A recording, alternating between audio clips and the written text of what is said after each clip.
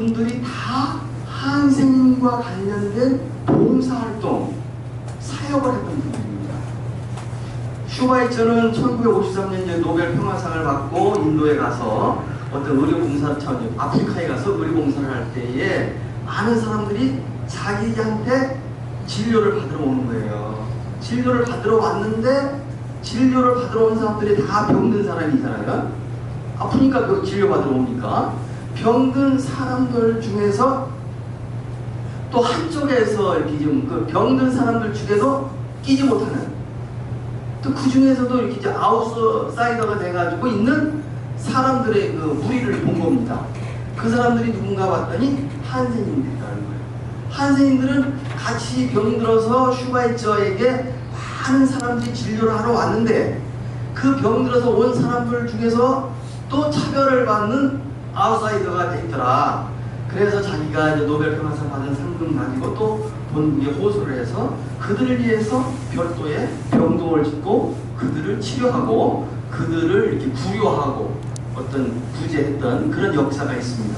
그래서 슈바이처 굉장히 근데 많은 사람들이 슈바이처가 뭐 음악도 굉장히 탁월하고 의료도 탁월하고 많은 면에서 탁월한 사람이라고 하는데 그분이 한센인과 관련된 그런 봉사활동을 했다는 것을 아는 사람이 그리 많지는 않지만 저는 그런 한센병과 특별한 인연이 있기 때문에 그것을 기억하고 있다. 또 마더 테레사도 역시 인도에서 그런 일을 하다가 참 우리 한센인들이 거기 있는 걸 보고 또 그 사람들을 모아서 띠따가르라는 제가 이제 가봤어요.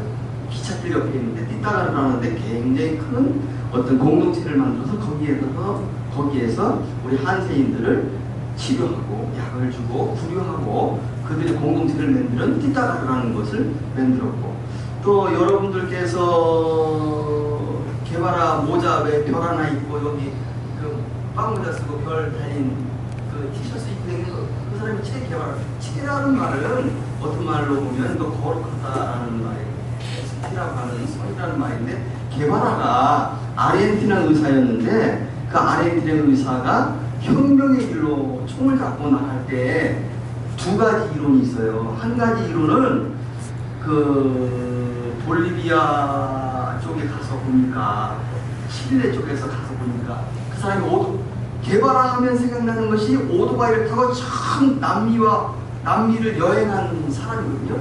자기의 동료하고 그러면서 혁명의 어떤 그 불씨를 당긴 사람인데 많은 사람들은 그 사람이 왜 어떻게 해서 20세기 최고의 혁명가가 될 수 있었느냐 라고 할 때에 그 사람은 오토바이를 타고 전 남미를 여행하다가 칠레, 볼리비아 이런 쪽에서 구리강산에서 일하는 인디언들을 보고 이 사람들을 구제하기 위해서는 말로 안 되는구나, 내 의사로 안 되는구나 그래가지고 총을 잡고 혁명가로 나섰다라는 사람이 있고 또 한편에 또 다른 이론이 있어요.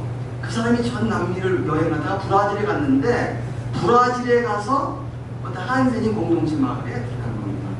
한센인 공동체 마을에 들어갔다 보니까 거기는 강을 사이에 두고 격리를 하고 있었는데 그 강 안쪽에 있는 사람들의 한센인들이 모여 사는 그 참혹한 현상을 보고 이것이 내가 의사지만은 내가 배운 의사만 가지고 되는 것은 아니다. 이 사람들을 구제하기 위해서는 내가 혁명을 해야 되겠다라고 해서 어떤 그 혁명을 했다. 대체적으로는 어떤 칠레 구리강산에서 일하는 그 인디언들을 보면서 혁명의 총을 잡았다고 하는 사람도 있고 또 어떤 면으로 봐서는 어떤 극심하게 차별과 혁명 가운데 격리돼서 죽음만을 기다리는 그 사람들을 보고 혁명의 어떤 그 총을 들었다라고 하는 이론도 있다라는 말씀을 드리고 또 네 번째 이종옥 박사님 같은 경우는 서울대학교 의대 출신이었는데 나자로 마을 알죠? 여러분들 나자로 마을도 소록도 병원과 비슷하게 별도로 모여서는 공동체입니다.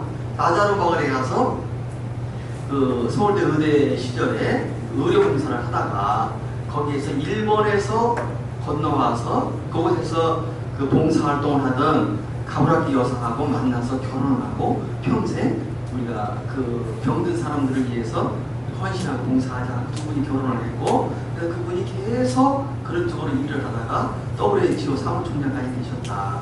내가 이제 왜 이런 4명의 말씀을 듣는데 여러분들은 적어도 4명처럼 살 수 있는 첫 발은 디뎠다. 왜냐하면 수록도 가서 봉사활동의 길을 시작했다는 것은 4명처럼 살 수 있는 4명처럼 살 수 있게 위해서는 한 발짝 가지고는 안 되지요. 여러 발짝이 모여져서 그런 삶을 살 수 있는 것인데 적어도 한 발짝은 내딛는 게 아닌가. 그 수만 발자국 중에 한 발자국은 내딛는 게 아닌가 라는 이제 말씀을 드립니다. 제가 이제 최근에는 우리 이제 한센 역사에 대해서 많이 나름대로 혼자 공부를 하는 거예요.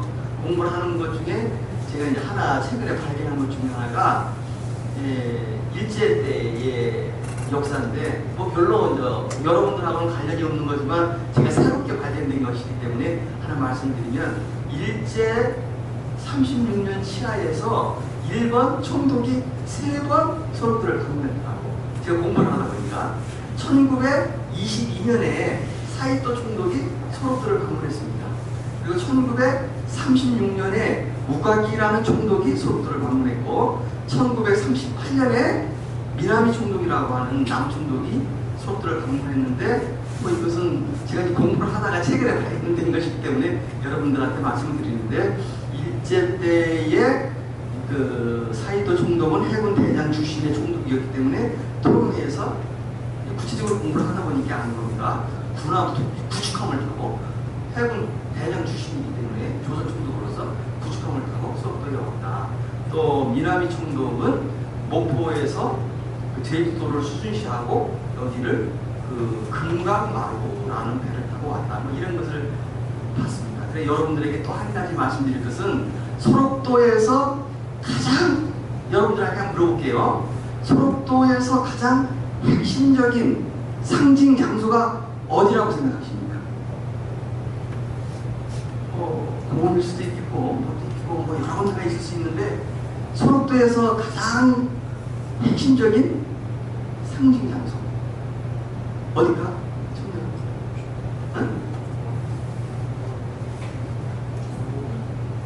저는요 최근에 그 공부를 했다 했잖아요.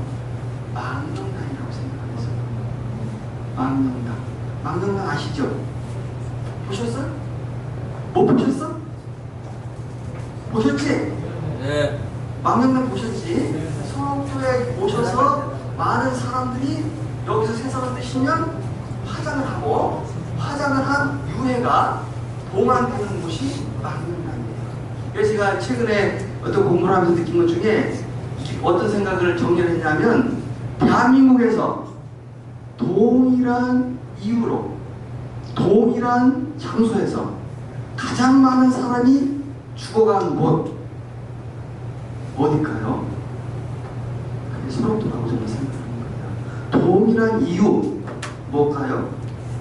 한센병에 걸렸다는 이유.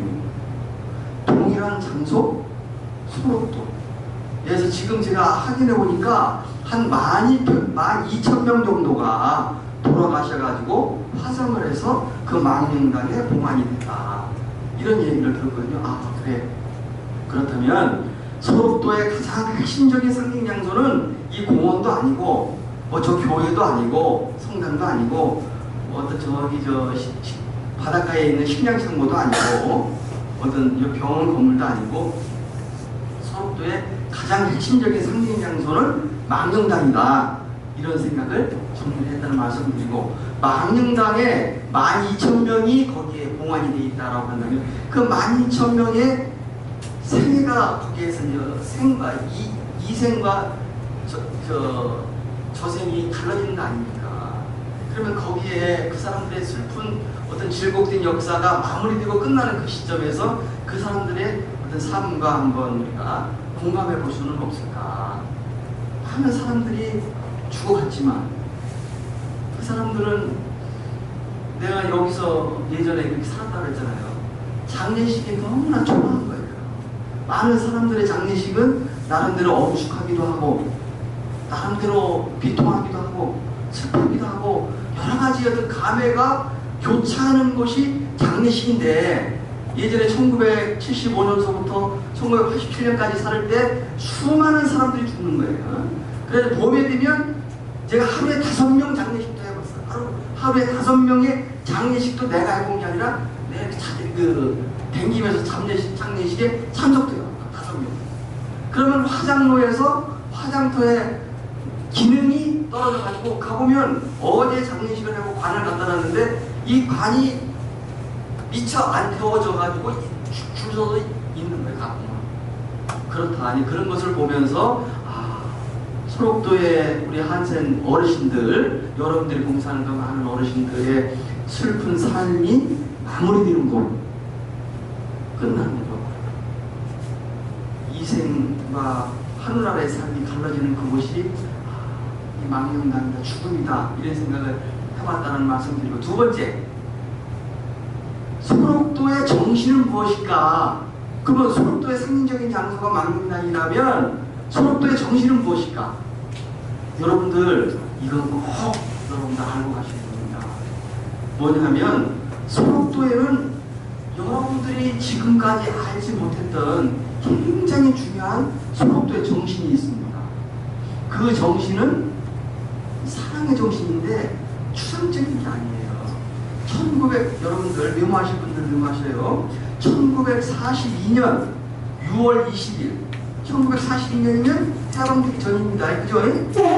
6월 20일에 무슨 일이 일어나는 줄 알아요? 섬의 환자 중에 이춘상이라는 분이 계셨는데 바로 옆에 공원에서 한 3,000명 정도의 원생이 집단으로 도약하고 있는데 일본인 원자 수호 와사키 주방정계라고 하는 사람이 자기가 신처럼 참배를 받으러 자기의 동산 앞으로 걸어가는 중에 이춘상 선생님께서 칼을 가지고 사람을 치렀습니다. 찔르면서 하는 말이 너는 환자에게 너무나 무리한 일을 했으니 이 칼을 받아라. 그래서 칼을 찔러서 그 자리에서 원장은 여기서 해가지고 지금 원장 간사에 가서 죽었습니다. 그래서 내가 오늘 원장님을 만나가지고 원장님한테 그랬어요. 원장님, 제가 원장님 간사를 좀 보고 싶어요. 왜 그러냐 그래서 원장님 간사는 여러 가지 상징성이 있는데 첫째는 그 원장 간사를 지은 사람이 주방 원장이 졌습니까? 마치 주방 원장이 졌지. 1934년도 5년도에 졌으니까 주방 원장이 죽은 것은 1942년이니까 주방 원장이 여기에서 찔려서 여기서 바로 직사하지는 않고 원장 간사로 이동을 해서 원장 간사에서 절명을 했거든. 그래서 내가 자기가 지은 집에 가서 죽은 거예요. 그래서 그 원장 간사를 보면서 그 당시에 이 병원의 원장인 수호 원장의 권위가 이 건축물에 어떻게 설계되고 나타나고 집의 구조가 된다를 제가 보고 싶습니다. 그래서 내가 오늘 들어가서 우리 아내하고 그 원장 간사를 다 살펴봐서 돌아보고 굉장히 일본식 건물로 잘 지어진 건물인데 지금 거의 폐허가 되어 있습니다. 그래서 내가 다시 이제 돌아가면 소록도의 정신은 자기의 몸을 자기는 죽을 줄 알지만 자기의 몸을 내버려서 살신성이라는 어떤 이춘상 선생님이 소록도 정신의 상징이 있지 않을까. 그런데 그래서 이춘상 선생님은 그해 8월 달에 강주지법에서 재판을 받고 대구 고이등의 대구고법에서 재판을 받고 1943년 2월 19일 날 대구형무소에서 형장의 이슬로 돌아가셨습니다. 그래서 저는 소록도의 상징적인 장소가 망동당, 소록도의 정신은 이춘상 정신이라고 저는 감히 말을 합니다. 그래서 제가 부족하지만 이춘상 선생님이 그렇게 엄청난 일을 하고 형무소에서 일제시대 때 형장의 이슬로 돌아가셨는데 우리가 그분을 가만 놔둬도 되냐. 그분에 대한 어떤 그 추모도 해야 되고 그분을 독립유공자로도 해야 되나. 그래서 제가 2014년과 2016년 올해가 1943년에 2월 19일에 돌아가셨잖아요. 43년.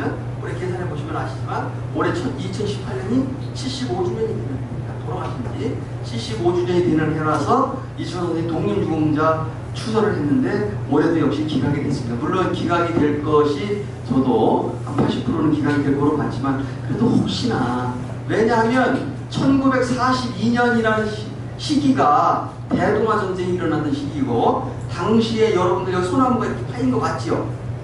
소나무 파인 거 봤어요? 소나무를 이렇게 팠다고. 내일 보면 여러분들 소나무에 가서 보면 밑에 이렇게 파인 데가 있어요. 그러면 그걸 거기서 다 송지를 받았단 말이에요. 송지는 일종의 군수물자입니다. 그리고 그 송진에서 송탄유를 채취를 해가지고 그 기름으로다가 또 어떤 군수물자를 쓰고 벽돌 짜고 가마니 짜고 여러 가지를 했던 그런 였고, 또 하나 그 1941년에 이곳에서 의사로 근무했던 분을 제가 살아생전에 만나서 그분 하루를 가셨어요. 굉장히 여러분들에게 말하면 믿을 수 있는 분이고 신뢰할 수 있는 분이세요. 그분이 저희 집에 와서 하는 얘기가 키다니 류아리와 미나니 수호아리 이랬단 말이에요. 키다라는 말이 북녘 국자를 쓸 때 키다라고 쓰거든. 북쪽에는 미와 경부가 있고 남쪽에는 수호원장이 있다. 여기에 있던 수호원장, 주방원장이 있다. 이 두 사람은 조선 통치의 양대 기둥이다 라고 했었대요. 그 미와 경부라는 사람은 굉장히 종로 경찰서의 악질적인 형사였습니다. 경부였어요. 계급의 경부였는데 형사였는데, 여러분들이 나이가 드신 분들은 일제시대 때 그 김두한 같은 그 텔레비 보면 아주 종로경찰서에서 악질적인 역할을 하는 미와 경부라는 사람이 나옵니다. 그 미와 경부와 견줄 수 있는 수호원장을 이곳에서 이춘원 선생님이 칼로 찔러 죽였다라고 하는 것은 키다니 미와리와 미나니 수호원이, 근데 북쪽에는 미와 경부가 있고 이 남쪽 소록도에는 수호원장이 있다. 미와 경부와 수호원장은 조선 통치의 양대 기둥이다라고 했는데, 조선 통치의 양대 기둥 중에 하나인 수호원장을 칼로다 찔러 죽였다고 하는 것은 태거 중에 태거다, 어떤 의거 중에 의거다 라고 주장하는 것이 저의 주장입니다. 그런데 이제 많은 사람들이 이것을 숨겨진 역사로 잘 몰라요. 그래서 안타깝고, 그런데 여러분들만 모르는 게 아니라 국가보훈처에 독립유공자 공적심사하는 대학 교수들, 연구자들도 인정을 안 해줘요. 제가 그래서 이분은 이러이러한 조건이 있었기 때문에 독립유공자입니다, 독립유공자로 인정해 주세요 라고 아까도 말씀드렸다시피 2004년, 6년, 올해 2018년에 영거포 독립유공자 이렇게 공적심사 신청을 했는데 영거포 기각이 됐다, 이런 말씀드리고, 기각이 된 것은 안타까운 일이기는 하지만 그래도 엄연하게 현실은 현실이기 때문에 소록도의 상징적인 양수는 망명당이고 소록도의 정신을 이춘원 정신이다. 이춘원 정신은, 그리고 또 하나 이춘원 선생님에 대해서 일본에서 어떤 잡지입니다. 신문은 아니고 조선 제1의 흉악범은 이등공을 죽인 안중근이고, 이등공이 누군 줄 아시죠? 이등방문을 말합니다. 조선의 제1의 흉악범은 이등공을 죽인 안중근이고, 조선의 제2의 흉악범은 주방원장을 죽인 이춘상이다 라고 할 정도로 일본에서는 그런 일본 사람들 가장 되게 이춘상 선생님 공적을 받게 돼서 대서특필이 됐다고 하는데, 대서특필은 아니고 어떤 잡지에, 애생이라는 잡지에 그렇게도 기록이 됐던 분이시더라고요. 그렇기 때문에 그런데도 불구하고 이춘상 선생님에 대한 역사적인 평가가 아직까지 이루어지지 않고 있다. 그럼에도 불구하고 저는 매년 2월 19일이면 이춘상 선생님 추도식을 하고 있다. 왜냐하면 제가 사랑의 빛을 졌다라고 생각합니다. 저는 이춘상 선생님에게도 사랑의 빛을 졌다. 또 여러분들에게도 사랑의 빛을 졌다. 제가 자주 섞인 얘기이긴 하지만 1975년도에 병들어서 이곳에 왔을 때 우리 부모도 형제가 나 모른다, 너는 죽은 자식이다 라고 생각할 때 이 국가와 민족과 이 사회와 우리 이웃은 나를 돌봐주고 걷어줬다. 그래서 나는 사랑의 빛을 너무너무 많이 줬다. 그래서 사랑의 빛을 갚아야 되는데 어떻게 갚을 것인가, 여러분들 봉사활동하는 사람들을 내가 이 어르신들한테 갚아야 되는데 어르신들한테 못 갚으니까 여러분들을 조금 격려하고 하는 것이 갚는 것이고, 참기례를 격려하는 것이 갚는 것이고, 또 다른 기도를 격려하는 것이 갚는 것이다, 이런 식의 생각을 하고, 제가 그래도 하나 자랑스럽게 말씀드릴 수 있는 것은 한국에서, 대한민국에서 이 동남아시아권, 아시아권에 있는 한센인 관련 시설을 가장 많이 방문해 본 사람 중에 하나입니다. 일본의 뭐 어떤 그 기부지 기후엔, 로원, 대만의 낙생원, 뭐 필리핀에 있는 꿀리오 나병원, 잠바가 나병원, 세부 나병원, 또 캄보디아에 있는 그 깡풍창 나병원, 미얀마에 있는 몰레비안 나병원, 이에나나 나병원, 또 아까도 얘기했던 인도의 그 나가르 나병원, 또 하여튼 여러 군데, 라오스의 송수로 뭐 이런. 근데 아시아권에 있고 인도권에까지 있는 많은 나라의 어떤 우리 한센병 관련 공동체를 저는 수도 없이 많이 다녀봤어요.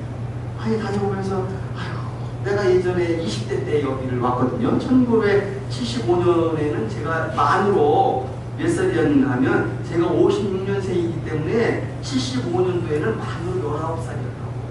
19살의 속도에 왔을 때에 내가 얼마나 좌절하고 얼마나 낙심했는가. 그런데도 국가와 민족과 이웃 사람들한테 도움을 받아서 사람 구실을 하면 나도 이제 다른 나라에 가서 그분들을 근데 제가 이곳에 있을 때에 지금도 잊을 수 없는 사람들이 있어요. 여러분들 여기서 얼마 전에 딱 간 마리아나 마가렛 수녀님들은 기본적으로 여러분들 많이 하실 거예요. 그분들만 있을 때는 아닙니다. 그 어떤 하도리 목사님이라는 그 미국인 선교사님도 있었고, 켄이라는 평화봉사라는 데 있었고, 바바라라는 사람도 있었고, 여러 사람들이 있었어요. 근데 그분들, 내 부모는 나를 모른다고 했지만 외국에 있는 그분들은 나를 와서 도와줬고, 나도 외국에 있는 어떤 아시아권에 있는 그런 경우를 가서 할 수만 있다면, 여건만 된다면 그들을 위해서 봉사하고 그들을 도와줬으면 좋겠다. 도와줄 수 있는 방법을 좀 연결했으면 좋겠다. 브릿지 역할을 했으면 좋겠다. 뭐 그런 생각을 해서 그 살아있어진 사람들을 만들어서 활동을 하지만, 최근에는 거의 제 나이가 올해는 60세인데 여러 모양으로 이제 이쪽에 되건 못하지만 오늘 여기 좀 왔어요. 올해 우리 아내하고 31주년 결혼 기념을 겸해서 여름 휴가도 겸해서 와서 여러분들 만나 뵙게 돼서 굉장히 반갑고, 참 여러분들 고맙습니다. 여러분 우리 할아버지 할머니들을 위해서 봉사하면서 혹시라도 이제 좀 불미스러운 일이 있을 수도 있겠고 마음이 조금 상처난 부분도 있을 수도 있어요. 왜냐하면 예전에 제가 한센인 관련 봉사단체 연합 컨퍼런스를 보면 여러 그 봉사단원들 경험을 한 사람들이 봉사 경험을 나눕니다. 그러면 지금 나는 사실 헌신된 마음을 가지고 봉사활동을 갔는데 막상 가서 보니까 그렇지 않더라, 실망했다, 뭐 이런 사람도 있고 저런 사람도 있고 그렇습니다. 한 가지 말씀을 드리면, 제가 중국의 문남성 거기 갔는데 이런 일이 있었어요. 그 봉사는 스킬입니다. 봉사는 열정만 가지고 되는 게 아니에요. 내가 조금 중국의 화장실은 칸칸이 있지만 칸칸이 1000명까지 몇 개 있지 않고 우회가 전부 이 정도 됩니다. 칸만이다. 그럼 이렇게 앉아서 볼일을 보면 이 머리 정도 까만 머리 정도가 보이는 정도 되는 거예요. 지금은 그냥 거기는 그래요. 근데 거기 갔더니 사람들이 나도 옆에서 화장실 올 때 그 짝에도 사람이 앉아있는데 이 머리는 보이는데 굉장히 힘들어하는 거예요. 와, 힘들어서 어쩔 줄은 몰라서 변비가 아닌가. 이런 생각을 했는데 변비가 아니고 뭐냐면 한센인 마을이라고 했잖아요. 한센인 마을에 가서 봉사활동을 했다고 했잖아요. 그분의 다리가 의족이었어요. 의족. 그러니까 우리가 아주 비열하게 말을 하면 볼일을 보는데 의족 한두 다리가 의족이다 보니까 이 자세가 불편한 거야. 불편하다 보니까 이 우에 있는 이 담장을 손으로 잡고 힘들게 볼일을 보고 있고. 그래서 우리가 그때는 이제 그 자변기가 이렇게, 지금은 중국이 많이 발전을 했지만 나무로라도 만들어서 그분들이 화장실을 보기에 좀 편하게 하지 않을까. 그래서 나무로라도 이렇게 좀 해서 좀 벌판기가 좋게 그래, 그러고 나서 그런 일도 있었다라는 말씀입니다. 우리 봉사는 굉장히, 그래서 그런 정보를 그 컨퍼런스에서 나오거든요. 근데 일부 사람들 이런 얘기도 있는 거예요. 그 안면하신 분들의 여러분들 봉사해 보면 그 요강이 방에 있는 집이 있어요, 없어요? 못 봤어? 요강이 방에 있어요. 가정사에 가보면 나이 드신 분들. 그럼 요강을 비우든지 안 비우든지 조금 남으면 꼭 할아버지 할머니들한테 이 안면하신 분한테는 여기에 요강이 있습니다라고 꼭 이렇게 그분에게 손을 더듬어서 알려줘야 됩니다. 그 안 알려주면 거기에 조금 남아있는 오줌을 쳐서 엎어버린다고. 그런 식의, 그런 것들이, 이분은 봉사하는 사람은 정성스럽게 방을 청소를 하고 뭐 정리정돈을 했지만 그 정리정돈이 그 할머니 할아버지에게는 그 적당하게 안 됐다는 거지.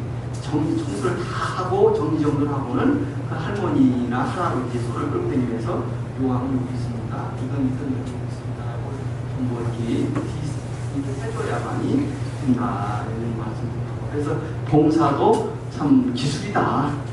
그리고 굉장히 예민한 것이다. 그래서 배워야 된다. 봉사는 봉사하고자 하는 열정만 가지고 되는 것도 아니다. 라는 말씀드리고, 그래서 복지 전문가가 있고 봉사 전문가가 있는 게 아닌가 싶습니다.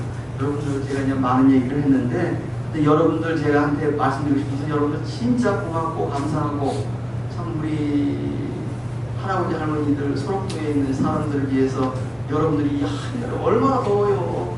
더운데 와서 봉사해줘서, 제가 옛날 소록도에 있던 치료받고 나가서 바깥에서 살고 있지만, 우리 내가 소록도에 있는 모든 우리 한센 어르신들을 대표할 수 있는 사람은 아니에요.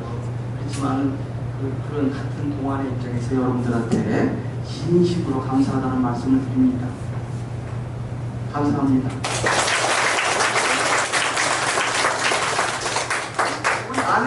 우리 아내는 1982년부터 87년까지 간호사 생활을 하다가 그 부족한 나하고 만나서 사느냐고 속 많이 쓰고 있습니다.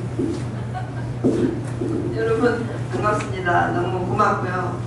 오늘 저희 장로님 너무 알 수 없는 역사 뭐 그런 이야기 너무 많이 하셨죠. 저도 여기 와서 정말 이분들의 그 정말 긴 역사를 듣고서 깜짝 놀랐고, 저도 여러분처럼 똑같이 그때 저희가 어렸을 때는 그 한센이들이 길거리에 있었어요. 그럴 때 같이 돌 던지고 했던 전데, 제가 이제 소록도 직원이 되다 보니까 이 나병에 대해서 의학적으로 배우게 됐어요.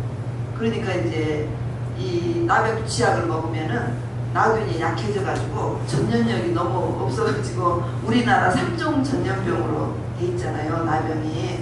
그래서 제가 지금 여러분들이 보고 있는 어르신들은 장애가 너무 심하잖아요. 근데 제가 와서 이제 간호사를 근무할 때 그때 젊은이들은 다 건강하게 여러분하고 똑같이 병이 나섰어요. 근데 이제 저도 나이가 들면 저렇게 될까? 이렇게 생각했거든요. 그런데 그분들은 잘못 치료를 받았기 때문에 장애가 남은 거예요. 저희 장로님처럼 건강한 사람들이 다 이렇게 나병 그 주치약을 잘 먹으면 여러분하고 똑같이 낫는 거예요. 그래서 저는 그때 너무나 쇼크였어요. 아니 이분들의 가족들은 뭐 하는 거예요 도대체? 이 부모들은 뭐 하는 거예요? 형제간들은 뭐 하는 거예요? 관심을 갖고 내 아이가 다 치료가 되면 데리고 가서 또 사회에 적응해서 살게 해야 되는데 도대체 이분들은 뭐 하는 거지? 뭐 그게 너무 제가 막 의문이 생겼었어요. 그래서 이제 또 우리의 잘못된 편견 때문에 이렇게 과학이 해결하지 못한 병이라고 하잖아요. 과학적으로 다 치료가 되는데도 이분들이 사회에 나와서 살 수 없는 거죠. 그래서 이제 제가 생각할 때는 한 사람이라도 정착지가 아니라 사회에서 우리처럼 살아야 되지 않을까. 저는 이제 그것에 대한 사명이 있다고 생각을 했어요. 꼭 내 이상형에서 뭐 결혼했다 그거보다도 나의 향한 하나님이 나의 향한 그 사명은 그런 것이다라고 저는